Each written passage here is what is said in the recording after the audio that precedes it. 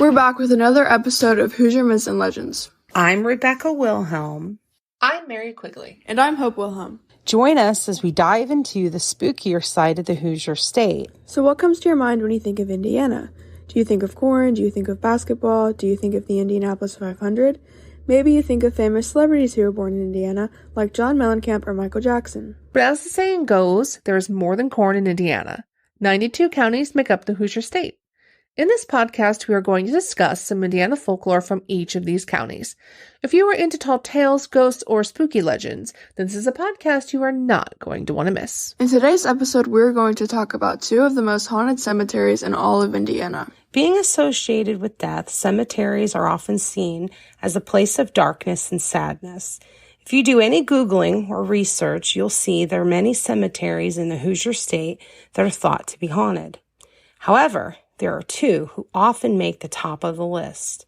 The first cemetery we're going to discuss sits on top of a hill and has a set of broken steps that lead up to it. The main legend associated with this cemetery says that you must use these broken steps and count the number of steps as you climb the hill. At the top, the former undertaker of the cemetery will show you a vision of your death.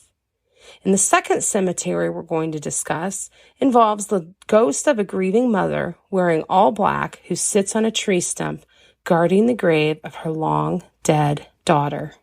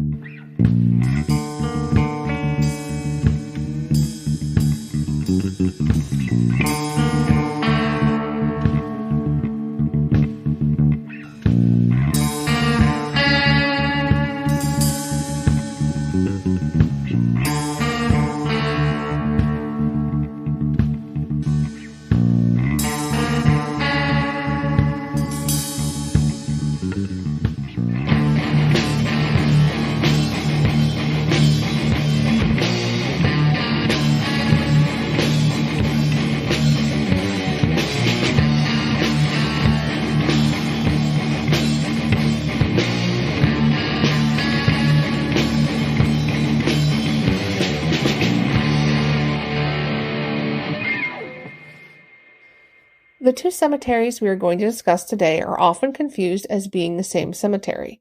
I think it's because of the names being similar. The first legend on our list today concerns the 100 Steps Cemetery located in Clay County, Indiana. From research, this cemetery goes by three names. It's often called the Carpenter Cemetery or Cloverland Cemetery, but the steps at the cemetery have given it the name of the 100 Steps Cemetery. Yes, and it's interesting. If you Google it, the cemetery is listed on Google Maps as the 100 Steps Cemetery. I thought it was interesting that the cemetery is still an active cemetery today. It's a very old cemetery. Yes, I think it dates back to the time of the Civil War, and I've actually driven past this cemetery several times while we've been over in Terre Haute. Did you ever get out of the car? Well, the few times that I was out that way, we never had a chance to stop and actually get out of the car. As you know, Earl is not a fan of my ghost adventures. Yeah, Dad's not amused with the ghost stuff. Well, this cemetery is one that I've heard a lot about. Me too. It has two legends associated with the steps to the cemetery. Well, the first one's a legend that I consider to be pretty harmless. Legend says that if a visitor comes to the cemetery on a moonlight night at midnight, and counts the steps as they go up, they will see there are 100 steps. However, when they turn to go back down, they will not count 100 steps.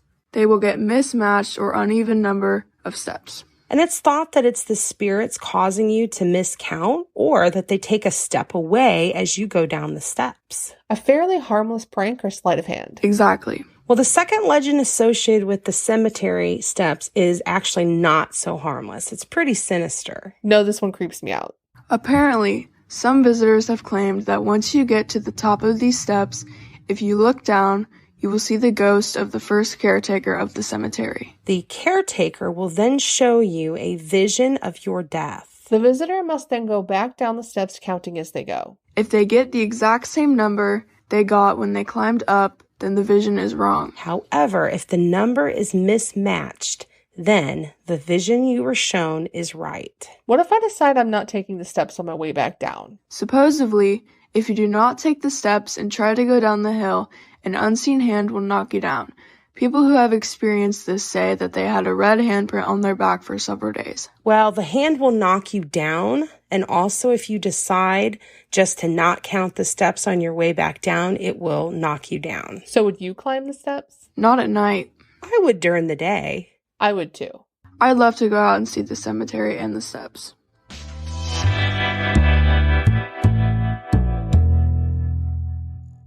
We see you. You're a dreamer, a visionary, the master of your own destiny. What people don't tell you is that dreams aren't always easy. You probably feel weighed down and frustrated by all the little tasks that steal your energy and time. Good news, we can help.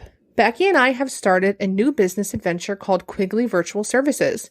We offer a wide variety of services to streamline your business and give you back your time. We specialize in proofreading and editing for authors and writers, but we are happy to help you with other business needs. If you are in need of a reliable virtual consultant, please check out our website, www.quigleyvirtualservices.com. You can also find us on Facebook or Instagram.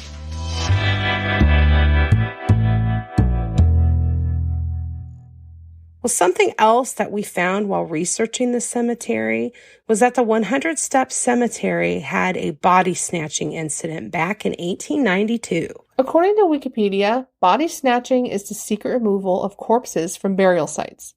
The article goes on to explain that body snatching was very popular back in the 19th century. So they would sell the bodies to medical schools. The bodies would be dissected and used for lecture purposes, which I think is just creepy. It's very creepy. I'd like to read an article with you from November 20th, 1892, from the Indianapolis Journal. Brazil, Indiana, November 19th. The citizens of Posey Township of this county are greatly stirred up over a ghastly discovery made at the Carpenter Cemetery, 1/2 mile south of Cloverdale yesterday afternoon.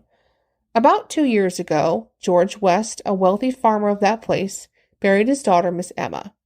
She died of an ordinary disease, and nothing to cause any fear of her grave being molested was apprehended. Recently, Mr. West bought a lot in the cemetery and yesterday engaged assistants to help him remove his daughter's remains to the new grounds. When the coffin was reached, all present were startled to find it upside down and the corpse missing. That's really crazy. It's disturbing. Poor guy. I mean, he loses his daughter and he wants to be buried with her only to discover she's not there. I can't even imagine. So our second legend comes from the Morgan Monroe State Forest located in central Indiana. So our Bloomington, Indiana listeners may be familiar with this legend. Yes, this is probably one of the most well-known haunted cemeteries in Indiana. It's a very old pioneer cemetery, and it's located in the forest. We'll get into the legends of this cemetery after a short break.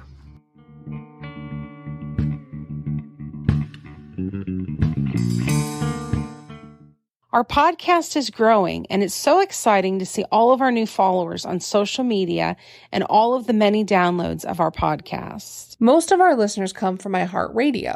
However, we are on all the major podcast platforms. If you like what you hear, please don't forget to give us a 5-star rating on whatever podcast platform you're listening to us through. Your comments and likes help others find us. Thank you for tuning in to the Hoosier Myths and Legends podcast. Now back to our show. According to Ashley Hood, who's the author of Haunted Cemeteries of Indiana, the cemetery is actually named for Reuben Stepp, who was the original owner of the land that the cemetery sits on, and he is actually buried at the cemetery with his grandson. I thought it was interesting that the oldest grave in the cemetery belongs to a veteran of the War of 1812. The cemetery was home to a religious group that called themselves the Crabbites. Yes, they were we'll call them an interesting group that had some pretty crazy ritualistic practices associated with them. The Crabbites participated in snake handling and speaking in tongues. Sounded more like some kind of TV show. And that's almost exactly what they did there at the cemetery, and it's very strange. There's also some other strange things that you can find out about them. It sounds like the cemetery also had a reputation for teenagers to go out drinking and partying there. which is how many of the ghost stories started being passed around. There are 2 ghostly women said to haunt the cemetery. One is a mysterious lady who's dressed all in white that's seen floating among the graves. The identity of the woman is unknown, but she is thought to be a victim of a car accident that happened on a nearby road.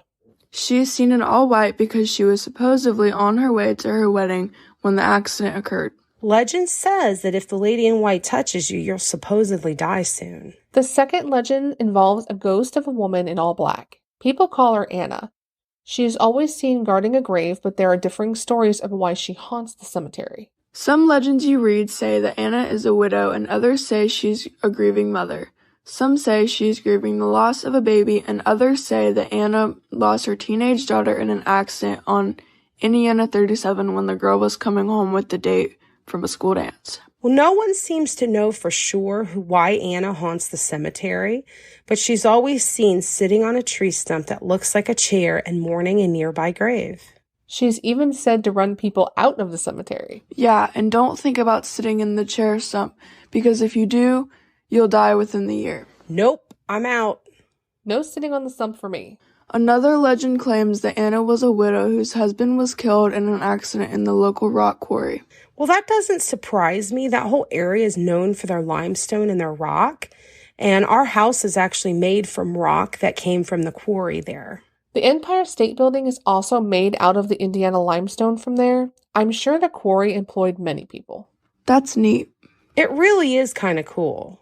So legend says that she guards her husband's final resting place and that she runs people out of the cemetery who get too close. Well, whoever Anna is, I sure don't want to encounter her. As always, if you decide to go out and visit these locations yourself, please be mindful of the people who are resting there. And also, please keep in mind that cemeteries are usually open from sun up to sundown, and be respectful of the cemetery rules. Have you ever heard a legend about the 100 Stepp or Stepp Cemetery? Were there any legends about cemeteries that we missed? Have you had an experience while visiting? We would love to hear about it. Please send us an email to HoosierMythsAndLegends@gmail.com. We may use it in a later episode. In the email, let us know if you wish to remain anonymous.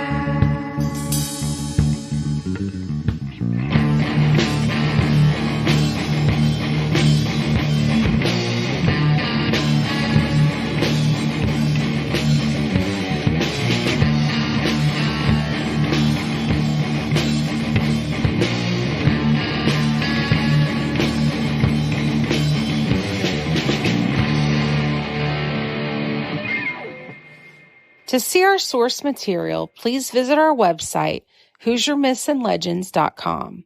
Please find us and follow us on Facebook or Instagram.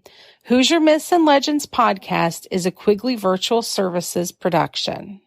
Our theme song was written and recorded by Wet Blanket. The song title is Taxidermy Race Car. As always, stay spooky.